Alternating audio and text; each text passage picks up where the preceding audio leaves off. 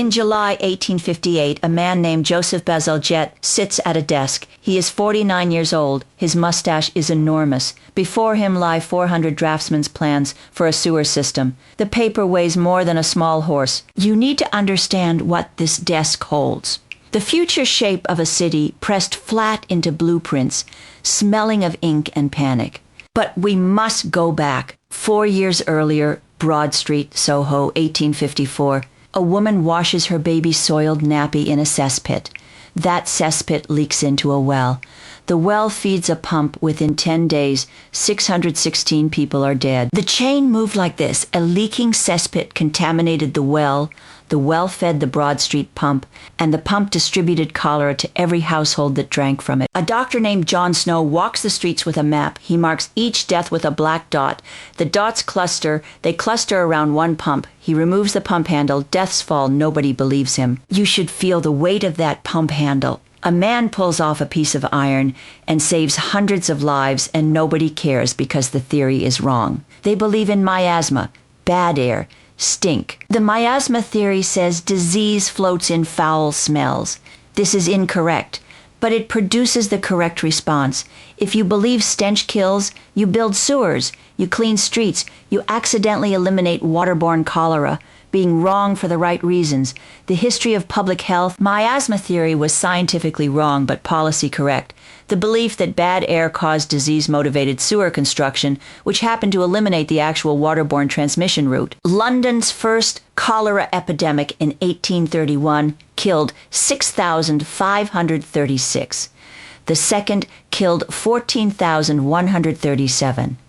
The third killed 10,738. These are poor people in distant neighborhoods. Parliament does nothing. Her Majesty's government insists it has nothing whatever to do with the state of the Thames. Then comes July 1858. The great stink, shade temperatures reach 34 degrees Celsius. The Thames is not a river. It is a sewer.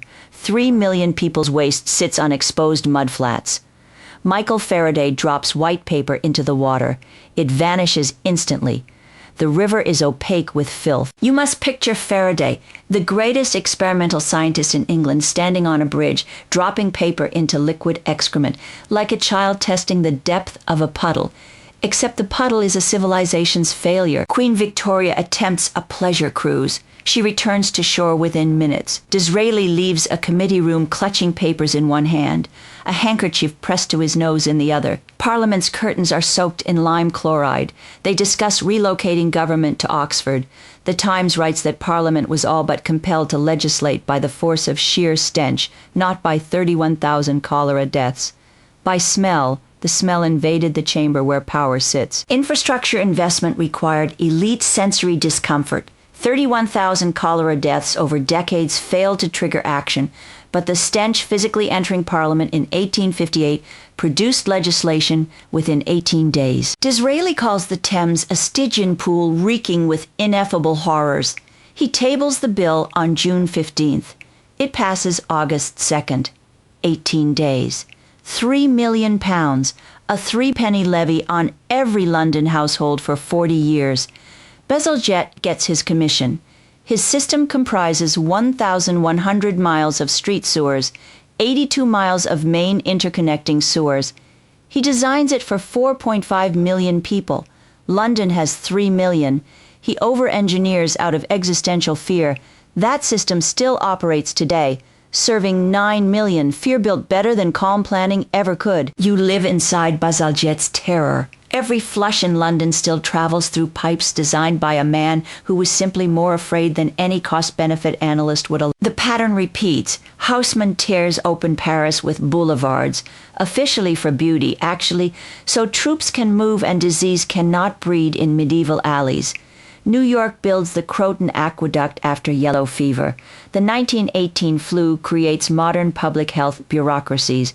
Then comes the Boer War 1899, Britain tries to recruit soldiers. Most working-class men fail the physical examination. They are stunted, malnourished. 6 cities produce useless armies.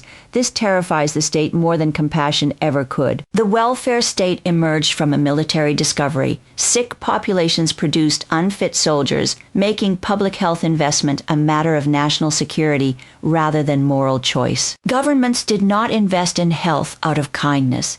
They invested because 6 cities were economically catastrophic, militarily ruinous. The NHS itself grows from this soil. Disease designed the state. Then comes COVID-19. It kills millions, but it produces no great stink. No smell enters Parliament. Leaders work from home. Air conditioning separates power from consequence. No pump handle is removed. No Bazalgette emerges. You're watching this in a city built by cholera. Subscribe to witness more world-making events. And perhaps check what your sewers are connected to.